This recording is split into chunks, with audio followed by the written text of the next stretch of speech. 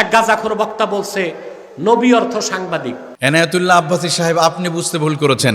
লাকাদ কানা লাকুম ফি রাসূলিল্লাহি উসওয়াতুন হাসানাহ হাসানাতুল লিমান কানা ইয়ারজুল্লাহা ওয়াল ইয়াউমাল আখির ওয়া যাকারাল্লাহা কাসীরা। নবী হে, আপনার ভিতরে পৃথিবীর সমস্ত মানবতার জন্য আমি উসওয়াতুন হাসানা দিয়ে দিলাম।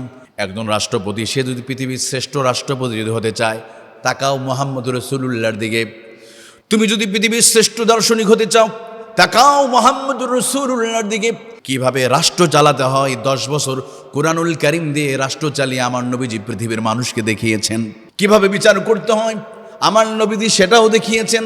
আল্লাহ বলেন, ইন্না আনজালনা ইলাইকাল কিতাবা লিতাহকুমা বাইনান নাসি বিমা আরাকাল্লাহ ওয়া লা তাকুল লিল খাইনিনা খাসীমা।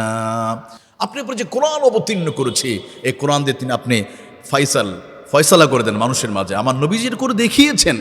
তাহলে আমার নবীকে যদি ব্যবসায়িক বলা যায়, আমার নবীকে যদি রাষ্ট্রপতি বলা যায়, তাহলে কেন আমার নবীকে পৃথিবীর শ্রেষ্ঠ সাংবাদিক বলা যাবে না? আমরা বুঝতে ভুল করেছি।